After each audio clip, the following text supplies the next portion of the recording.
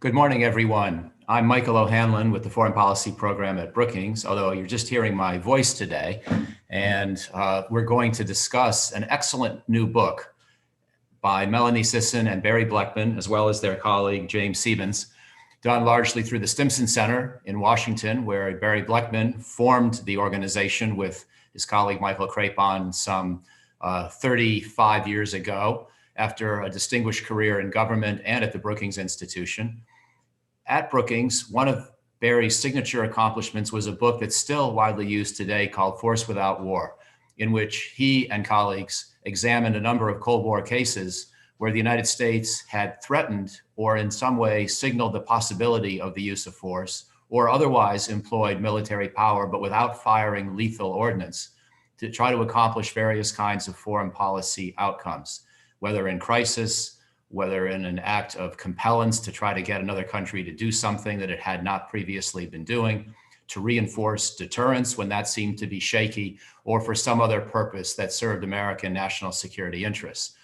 In this recent study, looking at more than 100 cases since the Cold War ended, Melanie and Barry and Jeff have tried to, in many ways, update the analysis, but ask also, has the world changed? Has the way in which the United States uses military power shifted, and should it shift? What does the evidence tell us about the most effective ways for the United States to use military power short of war? And again, one could think of all of this as under the general category of military coercion, hence the title of their outstanding book. So what we'll do today is talk through the study, its basic findings, its methodology, its strengths, the limitations, not from the study itself, but from the data set, which involves a number of cases, but about 8 or 10 countries that show up the most often. And so we'll have to ask, to what extent are these 8 or 10 indicative of future threats? But for American students of foreign policy and those around the world, the good news here, I suppose, is that the countries that are most heavily featured in this book are largely the ones the United States is still worried about today. So we'll get into this in just a moment in conversation, but I just want to signal that Russia and China show up quite a bit. North Korea shows up a bit, a number of countries in the broader Middle East, and then Haiti, as well as the former Yugoslavia. So we'll talk through the cases, we'll talk through the results, and then we'll look forward to your questions that you can email to Brookings, events@brookings.edu, and I'll be able to see those even though you can't see me later in the conversation. So without further ado, we thought the best way to start this, and let me just say a brief additional word, Melanie Sisson also is a Stimson Center associate who has been a senior fellow there, had a number of other distinguished positions around Washington, and she and Barry together, again, spearheaded this effort with the help of colleagues. And so we're really delighted to welcome you both today. Barry, if I could begin with you and ask if you could just tell us a little bit more about the classic study, my word, not yours. I'm not asking you to beat your own drum, but certainly what I consider one of the best Brookings security books of all time, Force Without War, what that taught us and why you wanted to update the analysis for the post-Cold War world. Over to you, my friend.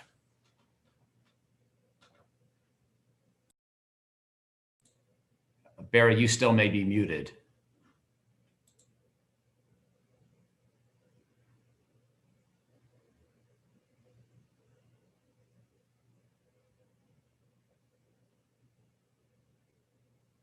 Adam, I'm afraid that Barry is still muted.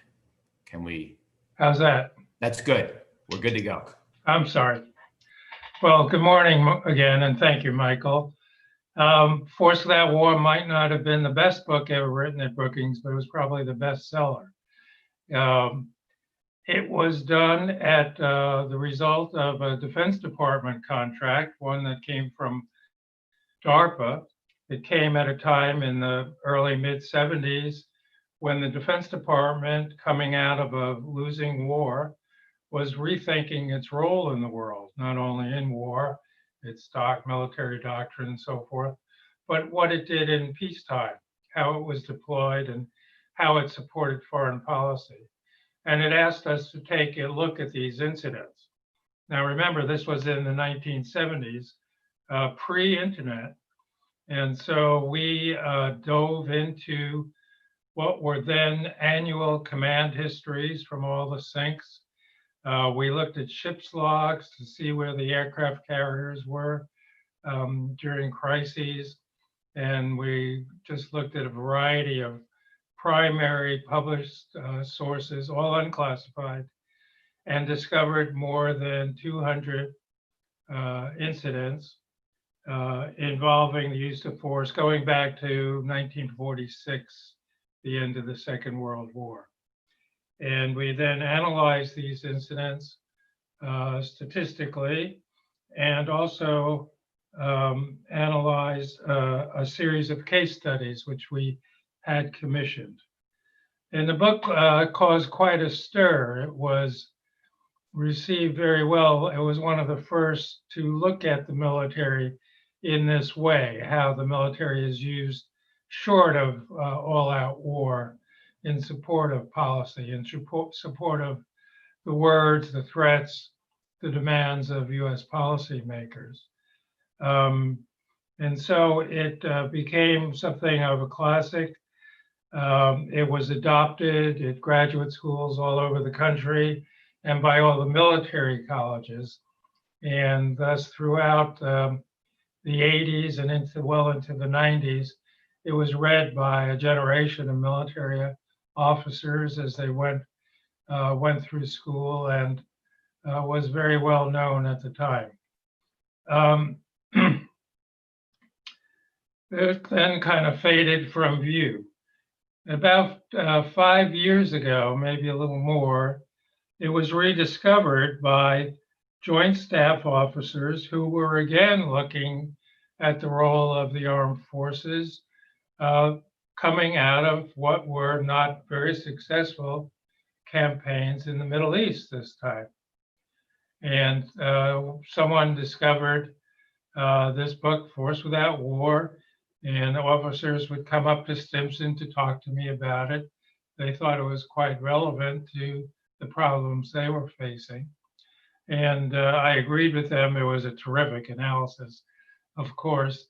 But I pointed out that it was about a different world. It was about the world of the Cold War. Many of the incidents involved the Soviet Union, if not directly, then indirectly. And the results, naturally, were skewed by the background of the risk of US-Soviet conflict that was a constant in those days. And so they became persuaded that it was time to redo the study, or not to redo the study, but to look at the same phenomena, this time using the modern tools that were now available, not only information available on the internet, but a more modern and more rigorous statistical analysis. And it turns out that the data on the internet was not that good. There's not comprehensive, systematic data on military activity available in an unclassified form. When the military went from doing their annual paper reports, excuse me, to reporting electronically, they kind of got sloppy and also started classifying many more things. And so we resorted to good old LexisNexis and many other standard tools to search and look for incidents in which the United States tried to achieve a foreign policy objective, utilizing the armed forces, but utilizing them in a way that was short of an all-out conflict. And we found some interesting findings, some similar to those from the first analysis.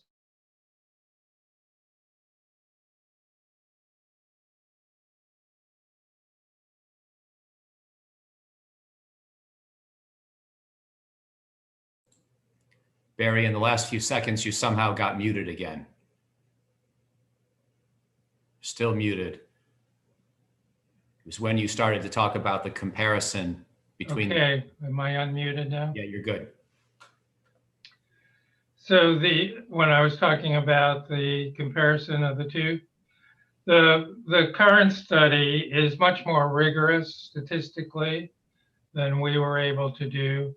It depends less on official sources because military records, now that they're electronic, are more highly classified and not recorded as systematically as they had been back in the 70s when we were doing the original work at Brookings, and thus depended on James, our co-author, and a coterie of interns and research assistants scouring open sources for incidents in which the United States attempted to achieve a foreign policy objective utilizing the armed forces, but in a way which would not lead to an all-out conflict. And with that, I'll turn to Melanie to describe the contemporary analysis. Barry, thank you. And I will pass off the baton to Melanie in just a second. But first, I also wanted to not only congratulate you on picking up this important methodology and thanking you for doing so, but also just to tease out a couple of the interesting findings that we'll get to after we talk about methodology and the approach you took and that Melanie will discuss. But I just want to let folks know, for example, on page 37 of the book, you see some of the interesting findings, one of which is the United States has had a 92% success rate in using some form of military coercion to maintain the territorial integrity of its allies. And that's a pretty high number. On the low end, we've had only a 17% success rate in attempting to change regimes with these limited, again, non-lethal, non-invasion kinds of uses of force. So again, the scope of the book is not about the invasion of Iraq or Afghanistan as much as it is more limited approaches to trying to achieve outcomes short of the use of force. But I think I should now turn to Melanie to, again, explain the methodology from the ground up, please. What kind of cases were you looking at? How did you go about coding the cases, so to speak? And then we'll get to the findings here in a few minutes. Over to you, Melanie, and thank you again for joining us. Great. Thank you, Mike. Thanks to you and Adam and the whole Brookings team for having us. I know I feel comfortable saying on Barry's behalf that we're both delighted to be here and have been looking forward to this conversation very much. So thanks. And thanks to you, Mike, for being a really thoughtful and sensitive reader of the book. We've had the opportunity to talk before. And, I've always appreciated your sometimes probative, but always interesting and built in with curiosity questions. So I'm looking forward to continuing that here. I do want to pick up a little bit on orienting into the study, what it is that we were looking at specifically, things we were not looking at specifically, and how we went about the business of putting it all together. So first, just a statement of the purpose of why we would do this. As Barry mentioned, others in the community identified a need for thinking about this particular form of foreign policy behavior. Barry rightly agreed that this is important for the coming decades, potentially century. We see no reason why the phenomenon of interest here, which is the use of the military to pursue foreign policy objectives, will significantly decrease over time. So the purpose in writing the book was to acknowledge that fact and to try to find ways that say, if the United States is going to continue to use the armed services in this way, which is costly and risky in some cases, we'd like to see if we can find information that will help decision makers and leaders know how to do that better, right? So we went about trying to figure out how to learn how the United States could use the military instrument to coerce more effectively into the future.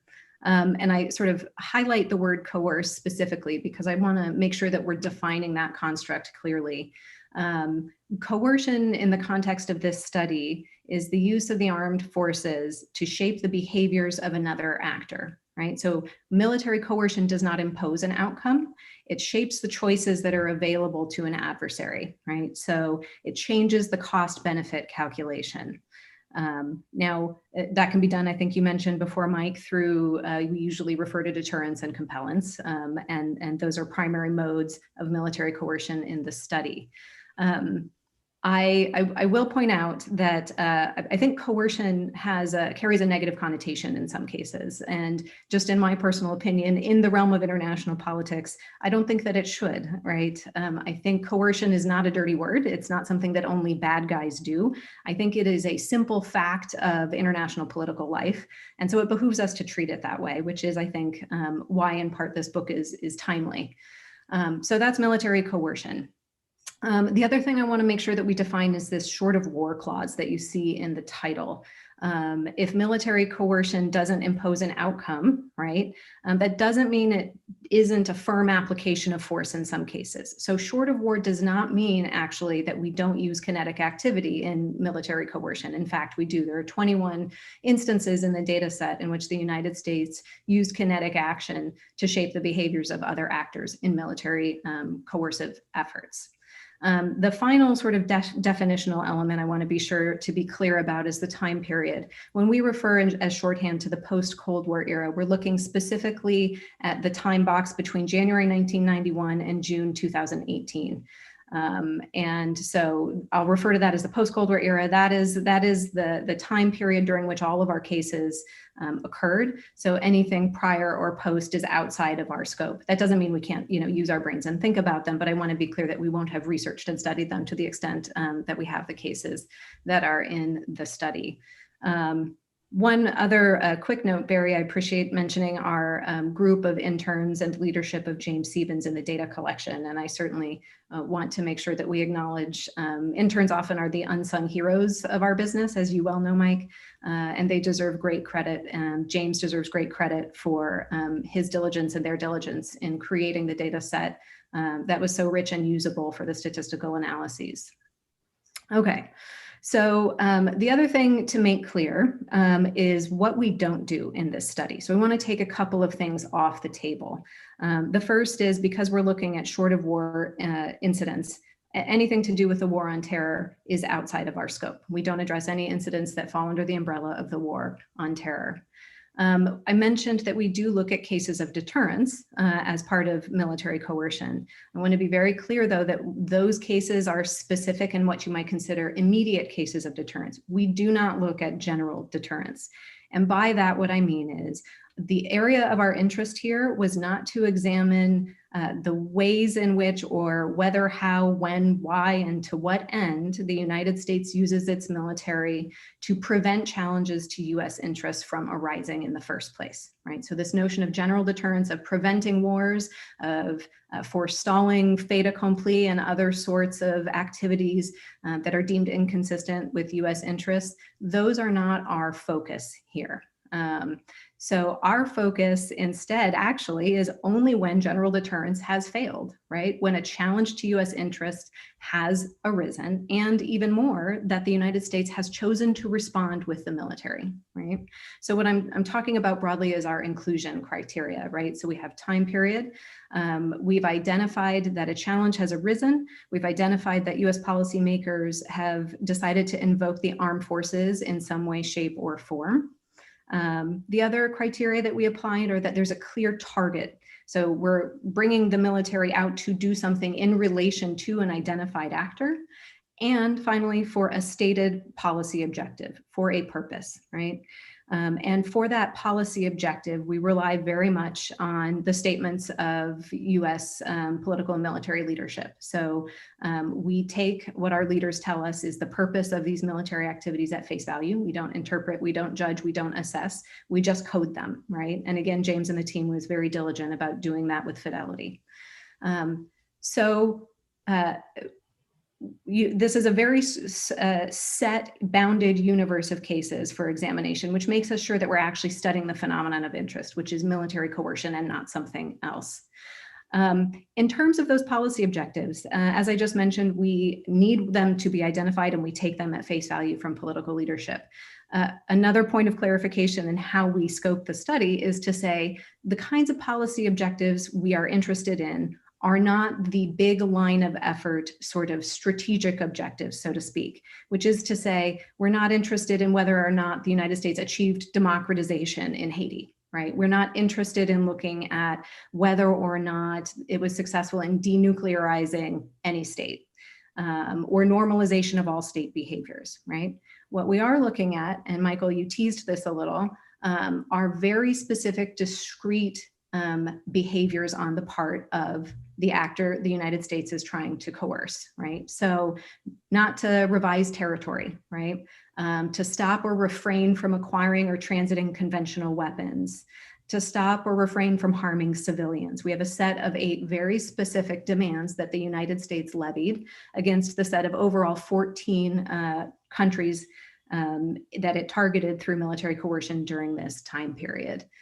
So those are the outcomes of interest, specifically whether or not those states complied with US demands.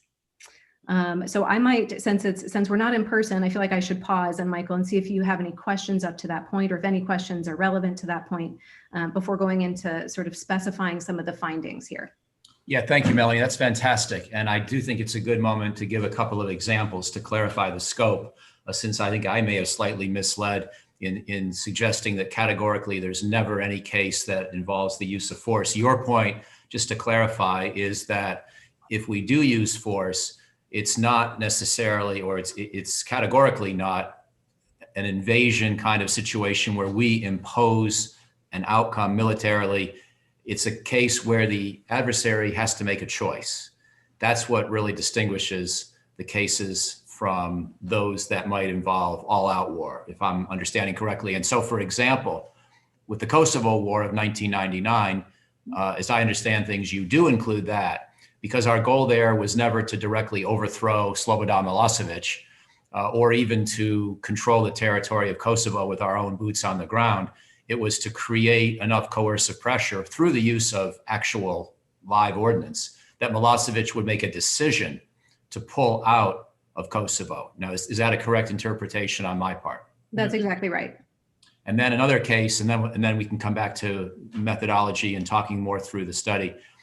With Iraq, in 1991, when we launched Operation Desert Storm, that's not in your database, because Desert Storm was not giving Saddam Hussein the choice about whether he kept forces in Kuwait. We were going to drive him out regardless of his preference. And so it became a technical military challenge as opposed to an exercise in coercion. However, other things that we tried to do over the years with Saddam Hussein, comply with the terms of the ceasefire resolutions or UN Security Council resolutions on weapons of mass destruction activities, those required a choice by him. And so even if they did use some force, for example, Operation Desert Fox in 1998, when we bombed for 4 days, that would be included in the database. Is that also correct? Yes, precisely. Great, great. So now what I wanted Mike, one interesting thing on the Iraq example is we did try to coerce him before actually invading Kuwait. We tried to coerce him by the buildup on the Gulf, and by the threats, and then by the air war. None of that was sufficient to get him to withdraw his forces from Kuwait. In the end, we had to go to war for it. Thank you. Very good clarification. Melanie, I'll let you pick up where you left off, but I also wanted to make sure that you discussed, or I'm sure you will, the kinds of tools that we're talking about here. Just so people know what kinds of instruments of compellence or deterrence or coercion we're using. We just mentioned a few. Barry just mentioned a few: military deployments, no-fly zones, et cetera. But I wondered if you could just give us a quick list of the different kinds of instruments that are involved here in your data set. Yeah, absolutely. Thank you, Mike. So certainly we covered the array of the military instruments that were actually applied. So we basically looked at each of the cases that we identified through research. We started in terms of identification of those cases using some scholarly sources of militarized interstate disputes, and then we researched a lot around them, did peer research, I think, as Barry mentioned, through LexisNexis and other sort of resources like that to make sure we're identifying as much as we can.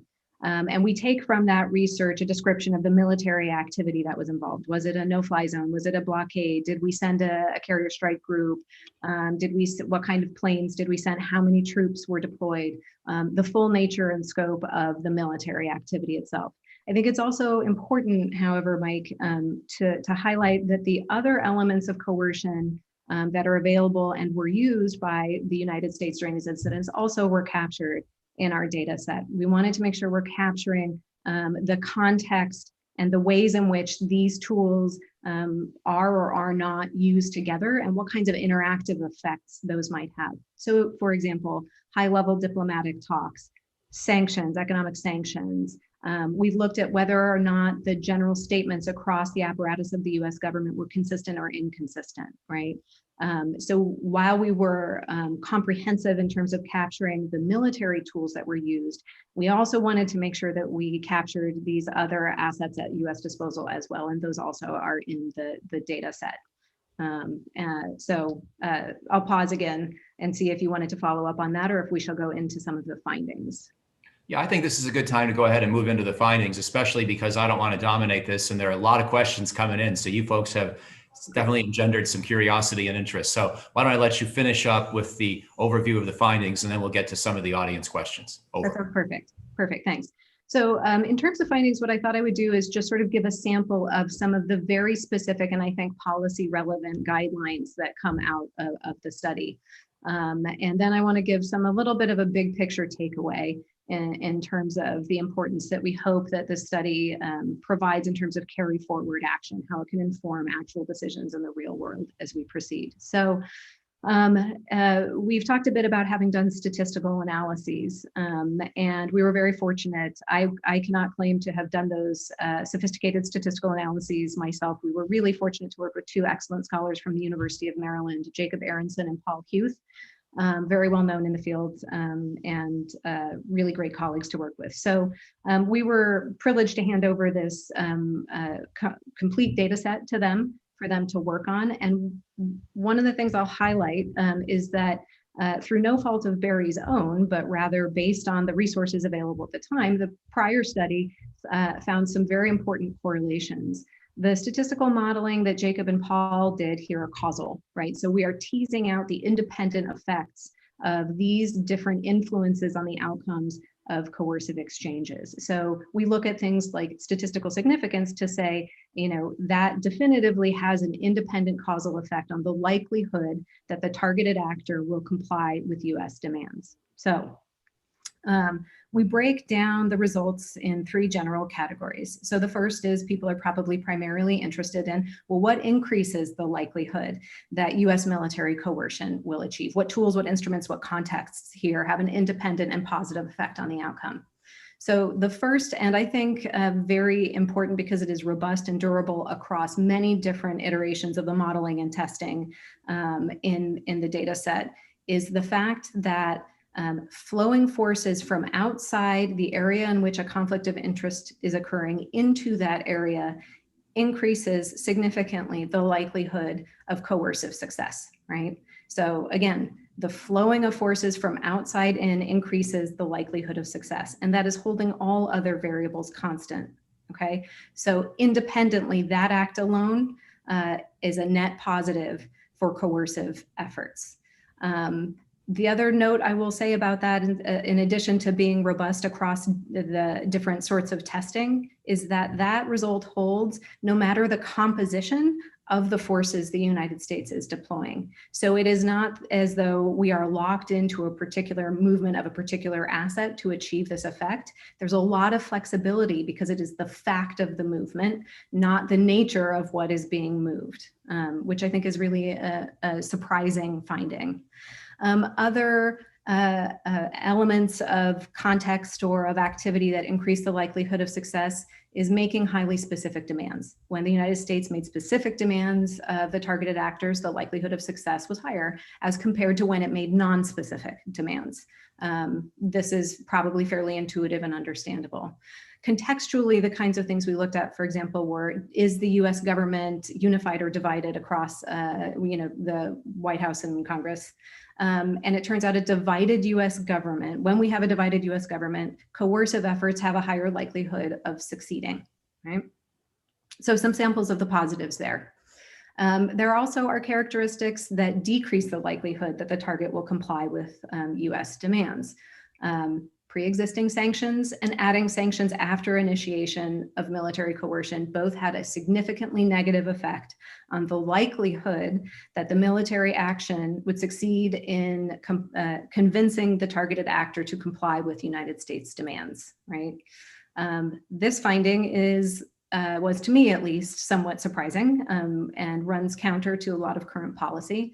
And so therefore, I think merits some additional attention and some additional thinking. It was not something that, had I written down my predictions ahead of time, that I necessarily thought would fall out of the data analyses, which is a good reminder to always be humble when we're working with data. Other characteristics that decrease the likelihood of target compliance is general public threats. So whereas highly specific demands increase the likelihood, vague public threats decreased the likelihood that the targeted actor would comply with US demands. And another contextual one that is particularly apropos, I suppose, is that the United States has a lower likelihood of succeeding in military coercion during presidential election years. Finally, the third category is that there are some characteristics that don't have an identifiable effect, either positive or negative. There's no significant effect when they're present as compared to when they are not. Another one that I think is surprising that should catch some attention is that the size of pre-existing US presence in the region where the conflict of interest arises has no effect on the likelihood that the target will comply with US demands. It's not a positive, it doesn't increase, it doesn't decrease the likelihood of success, it just has no effect. And I'll say again, flowing forces from outside in, which does have a positive effect on the likelihood of achieving success, that holds whether the size of the pre-existing presence is great or small, right? So those two findings together, I think, are a point of particular interest for me when I consider what I've learned from the study. We have also learned from the study that high-level diplomatic talks don't seem to have any independent effect on the likelihood of US success. And it turns out that neither does US kinetic action. So it is not the case that bombing increases the likelihood that a target will comply with US demands. Now, there are some reasons that that might be true, and so I don't want to overstate. One could consider, for example, that if a conflict has escalated to the point where kinetic action is involved anyway, you have two very resolved actors, and so the contest is harder to arbitrate in that sense. So that's a lot of rapid fire sort of direct findings. And I think, again, I'll take a pause. Michael, you can tell me whether to proceed to the general lessons or if you want to have a moment here. Well, thank you. That's fantastic. I thought maybe we should also ask Barry if he wants to reinforce one or two of the most striking findings that would perhaps be the most important to take away, either because they're counterintuitive or they're different from this database relative to his earlier study in the Cold War, or just because they're so compelling, that they're so fundamentally reinforced by the data that they're really almost beyond the point of working hypotheses or provisional results, and they seem pretty robust. Barry, any comments on any of those issues? Yes, I'd highlight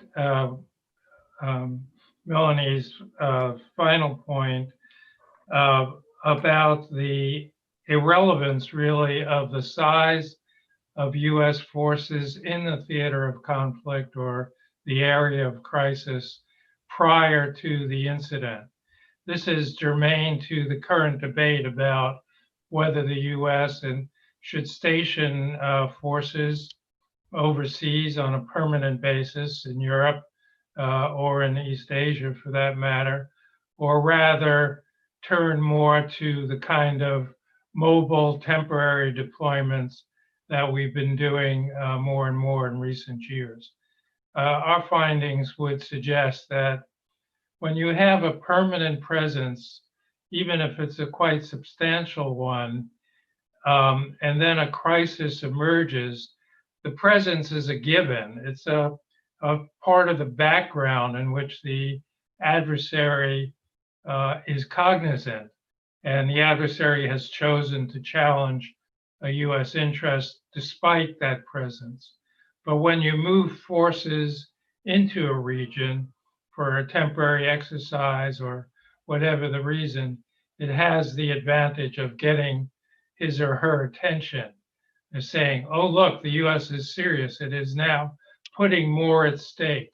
It is showing a willingness to make a deeper commitment. And that seems to have much more of an effect than the fact that we had kept 40,000 troops or whatever in that region for the past several decades.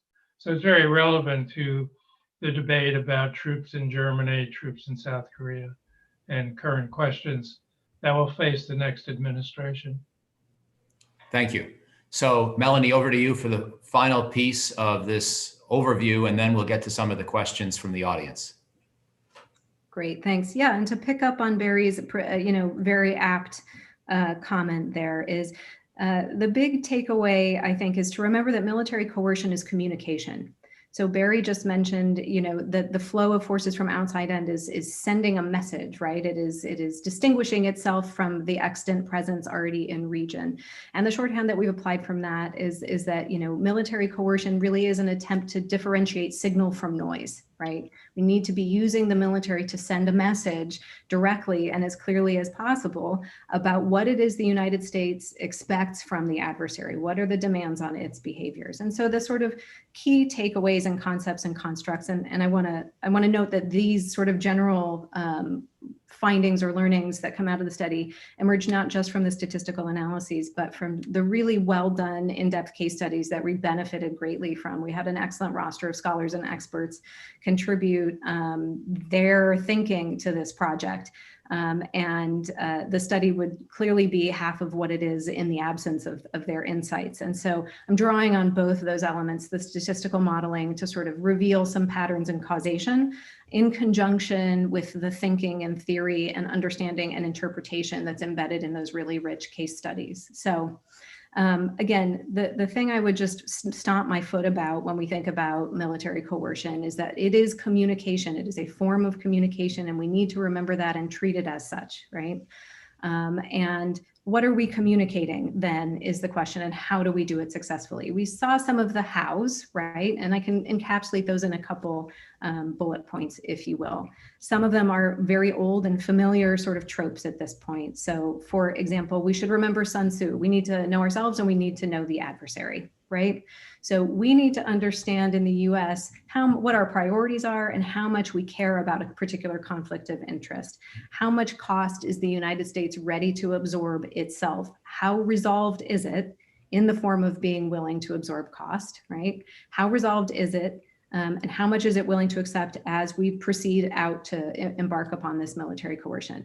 We also need to understand the target, not just our ability to hurt the target, right? And not just our willingness to hurt the target, but we need to understand what the target values, what motivates the target. The target gets to decide what is painful for them. We don't get to decide that, right? We ought to know, we ought to learn, we ought to use all of our interagency tools, our intelligence community, our scholarship. We've got all of these resources in the United States. We need to understand and have a colleague of mine likes to call it empathy for the adversary, in the sense of being able to understand what they care about so we can target our actions, our imposition of cost appropriately. We need, because it is communication again, to be specific. It is much harder for a target to comply with our demands if they are confused as to what those are. If they don't know what behaviors the United States is looking for, it's much harder for them to achieve it. They may not be trying, to misbehave or to, disagree or can't find the right word for it. They're not trying, they may want to do the right thing in terms of what the United States is asking it for, but they can't understand what that is. So being specific with our demands and with our threats is important.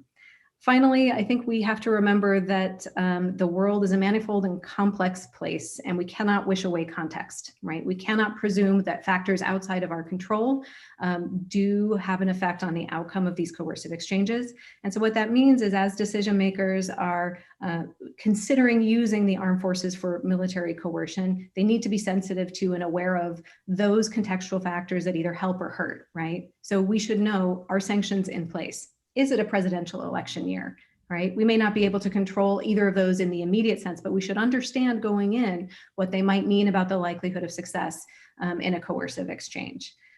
So those are the sort of big takeaway lessons that I've drawn from the study. And I'll again stop there and see if Barry, if you have any others you'd like to add, or Mike, if we're ready to move into questions. I might just add one thing that Melanie hasn't brought out yet, which is the choices available to U.S. decision makers on which forces to move into the region when we want to coerce someone. You know, we have 11 aircraft carriers, and we often think, oh, we'll have to send a carrier, but they're so limited in number. Well, in addition, we have, I think it's 7 amphibious carriers. These are the same size as the carriers the Chinese are building, but we don't call them aircraft carriers. But we found in our study that moving an amphibious ready group into a region had just as much effect as moving an aircraft carrier into that region, which means that decision makers have a much wider choice of resources, and perhaps we're not so constrained or not as constrained as the armed forces often portray us. Oh, Mike, it's your turn. You're on mute. It's nice to see you, but you're muted. There you are. You're very kind. So I'm now on my phone, but I've managed to read most of the questions in the chat function when I was still on the computer. So let me begin with some of those. One question had to do with whether the world has changed so much since the Cold War that we really should think of these two studies as apples and oranges. Of course, this is a more academic question because we're still in the post-Cold War world, and your study was about the post-Cold War world. So even if these are apples and oranges, it doesn't affect the relevance of your study going forward. But the question had to do with whether in the Cold War we had fairly clear spheres of influence, if you will, whereas in the post-Cold War world, a lot of the effort has been to try to create new rules of the road, new places of American influence, maybe not in Korea, for example, but certainly in the Baltic states or in parts of the Middle East. And so to what extent are we talking about fundamentally different kinds of problems, trying to use coercion for American foreign policy purposes during the Cold War versus post-Cold War? Well, so Barry, do you want to go first? Sure. You make a very good point. And not only are the two international environments very different, but the two studies are very different. As Melanie pointed out, in the first study, we were only able to correlate factors with success. We weren't able to isolate causes, determinants of success. Our statistical methods were frankly primitive, and we only looked at a sample of cases.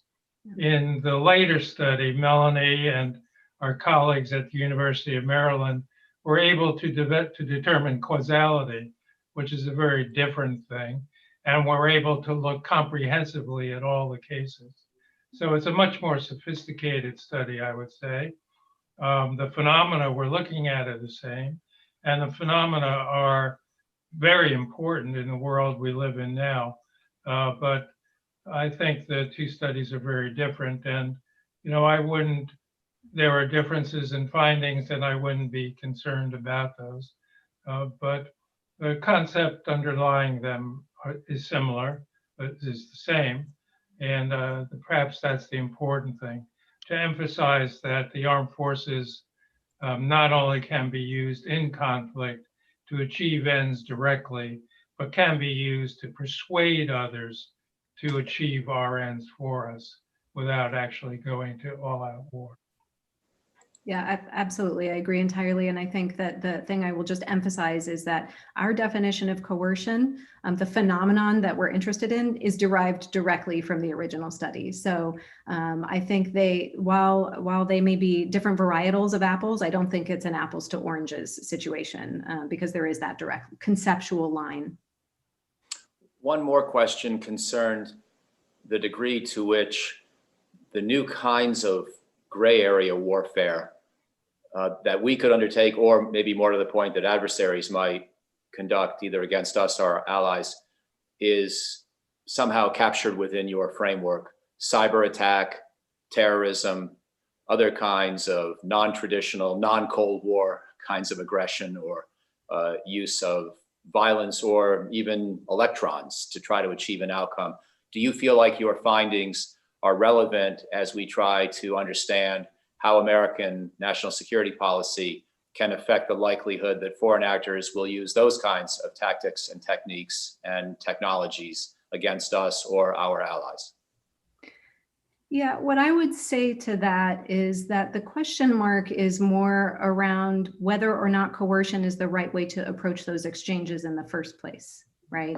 So there is nothing inherent about any of those behaviors that I can automatically say, well, you know, no coercive effort on the part of the United States should ever be employed, or it will work or it won't work, right? But that question mark has to be asked, and the answer has to be assessed against the nature of the exchange itself. I don't see any reason behaviorally you could say we can't coerce a change in cyber behavior. In fact, although we didn't study, you know, the cyber realm for this particular work, we talk a lot about cyber deterrence, right? So those concepts are still applicable even in these, as you say, sort of gray areas. The real question is about what is the right response for the United States based on what it wants to achieve, and if the military can be useful in that or not. Another question concerns whether there is any particular case from the last 27 years or the last 30 in which you think it's especially compelling that the way we might have approached a problem was not useful and we should have used something short of war. I'm not sure if this is sort of a veiled way of talking about the Iraq and Afghanistan invasions or a more general question, but to what extent would you look at a particular crisis and sort of imagine replaying that crisis with whatever tools you think might have been more optimal for handling it than the ones we actually employed? So is there a case or two or three that jump out at you as ones where if you could go back armed with the knowledge that you've now got from your study and have the United States replay that crisis response or that act of coercion, that it's particularly, logical to you that we should have done something other than what we did? I might jump in and talk about our attempts to coerce Milosevic to end the war, to come to Dayton and end the war. We did just about everything wrong for several years, and as a consequence of that, thousands of people lost their lives in the former Yugoslavia. We were divided at home. The president was determined that we would not have casualties. We were divided among allies, and we were sending mixed messages. As Melanie had said, being clear about your objective is essential. And when we finally took military action, we were very, very timid. As we said, we used kinetic activity, bombing, but we tried to avoid getting at anything essential. So first we bombed air defense batteries, and then we bombed other military targets. And Milosevic kind of laughed that off. He said, oh, they're not serious. They're not serious. And it was only when we began finally to bomb things that he cared about. And this highlights the importance of understanding the target, the individual target's values. When we began to bomb things he valued in Belgrade and things valued by the cohorts that supported him, was he willing to concede to our objective? So I think that's a very interesting case. It was a very costly case for many people. Melanie, would you like to add anything to that answer? Another example? No, I think that's perfectly put. Okay, great. We have a question about, and Barry, you got at this a little bit, but there was a specific question about aircraft carriers, and maybe it also has, utility as a more general kind of question. To what extent can we take the findings of your study and draw broader lessons and guides about future American military force planning, budgeting, resource allocation, modernization? Because the question is, does this study bolster the argument for continuing to fund and build aircraft carriers since there are other questions about their future utility and survivability. And now you've apparently shown that whether it's a carrier or an amphibious ship or a battalion of ground forces or a squadron of fighter jets based on land, it may not matter that much which of those things we send if we're trying to achieve a given outcome. So does this study sort of argue against aircraft carriers writ large? So I would not say that it argues against aircraft carriers writ large. What I would say is what Barry had said earlier. What it really argues for is some flexible minds, right? We have flexibility in the tools that we can apply in the force packages and the force design. And so we hope that this work can feed into those conversations. I think that overdrawing, balls and strikes based on this would be misguided. I do hope, however, that it generates precisely this kind of conversation, which is, okay, so how do we think about the force structures that we need? What is it that we need the military to achieve? What tools do we have? How can we align them? Do we need to overweight in any one direction, or is a more balanced set of investments merited, right? I hope this book can contribute to that kind of process. Excellent.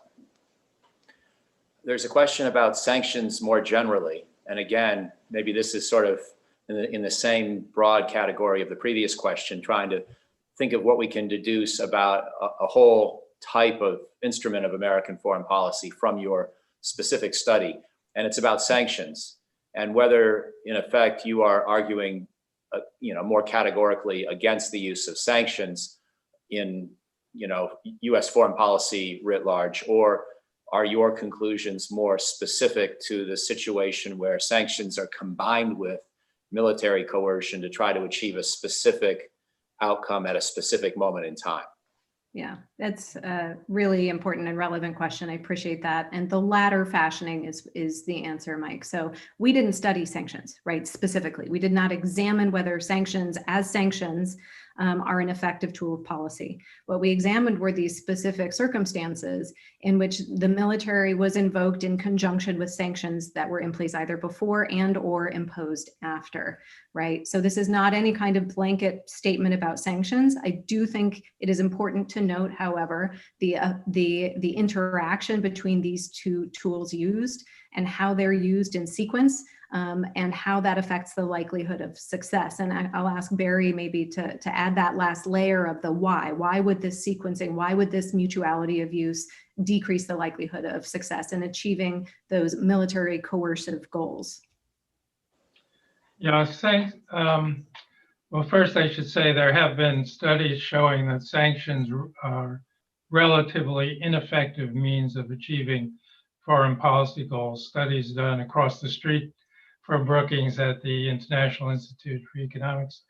But more generally, sanctions have become a kind of default policy lever for US decision makers, where we don't really want to get too deeply involved. We don't want to put lives at risk. We're tied up in the Middle East, for example, and so we'll say, oh, we'll put some sanctions on them.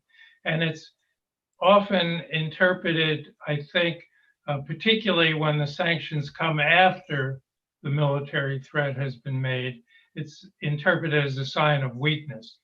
Well, the Americans don't want to go to war, or they're not willing to go to war over this, so they're putting sanctions on us. And there's ways around sanctions, but it's interpreted as a sign of weakness quite often, I think. That's not to say they can't work in particular circumstances and they don't achieve some goals, but they've become too automatic a response, I'd say, in recent years. We've got a few more minutes left and a couple more questions, but I wanted to also give you both a chance, since we've been talking about some failures or some problems, whether it's the Balkans in the 1990s or combining sanctions with military coercion. I wanted to ask if there were any striking examples of success, of places where when you looked through the data, studied the cases, saw the statistical outcomes and also the detailed case study outcomes.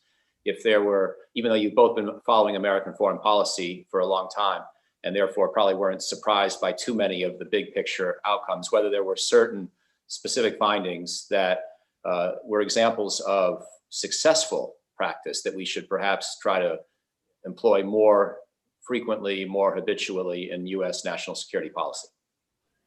Yeah, thanks. I think that's important. It's a nice, and I'm glad we got here because, one of the things I want to emphasize about the book is that this is something the United States can do well, right? We can use the military effectively, right? And so one of those cases that stands out to me is the 1999 Taiwan Straits Confrontation. And the things that I look at about success, in that case, it was, the Taiwan leadership had made some statements that ran counter to the One China policy. China reacted predictably and did some military exercises, and some missiles were fired. And the United States became involved. And what I'm looking at is the process for the way in which the United States responded. So basically, it was a really cohesive communicative response. We had government officials across departments saying the same and consistent message. There had been a diplomatic visit scheduled to Taiwan that was canceled, but with the right language around, not needing to escalate unnecessarily given the circumstances. At the same time, the United States increased its arms sales to Taiwan and moved 2 carrier groups into the vicinity, into the surrounding seas, right? But postured them in such a place that they weren't threatening, they were just known to be there, right? So it was a very cohesive, comprehensive use of the military in conjunction with these other elements of US influence. So that's what was striking to me. Barry, any additional comments that you would like to add? Well, I think I would just reemphasize what Melanie said already, the importance of, well, one, understanding the adversary or the target's values. What is it he or she are really after?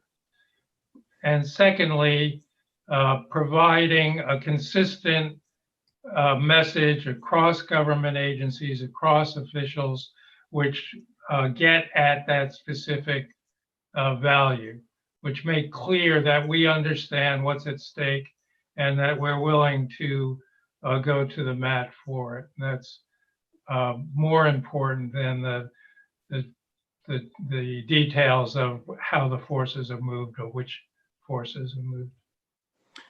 There's one last set of questions from the audience, and then I want to finish up. We'll go a couple minutes late here since we started late due to my technical issues.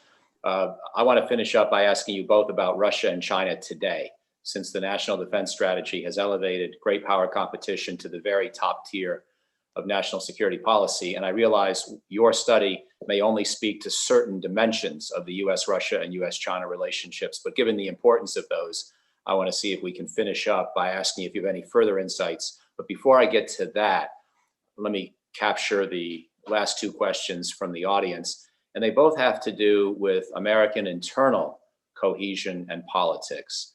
One of them sounds more specific to the Trump era, and the other is more general. So the general one, you say in the study that we somehow seem to do better when we have divided government. Is that really a robust finding? And if so, how do you explain it? And then I think you touched on this earlier, Melanie, but maybe a little bit more detail. And then second, at a time when, as today, we have such intense strife in our politics, are there any lessons that you would leave policymakers with, in these next few months of a difficult presidential election year? And then, as we move towards a new presidential term, whether it's President Trump, Vice President Biden, who is elected, any lessons for that period as well? Over to you both on those questions about internal cohesion and divided government. Sure. Why don't I tackle divided government, and then Barry, you can follow on with the second question there. So the finding is robust, yes, and it actually echoes other scholarship in the field as well. And the reason for that is that it is actually a sign of commitment and resolve, right? If you can get these 2 fractious parties to agree on the importance of this military coercive effort, it carries some indicator of, I think, the resolve that's being communicated to the adversary, right? So that can cut both ways, of course, right? Insofar as they might think that the adversary might think that it's less likely that the president will get approval for any particular action, but that in fact is what makes it more compelling when there is that cohesion around a foreign policy action from a divided government, right?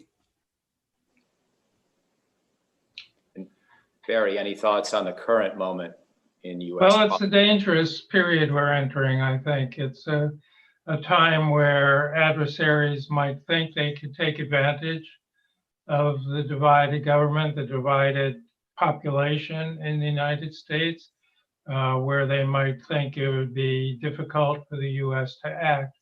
So we're entering a period that's fraught with danger.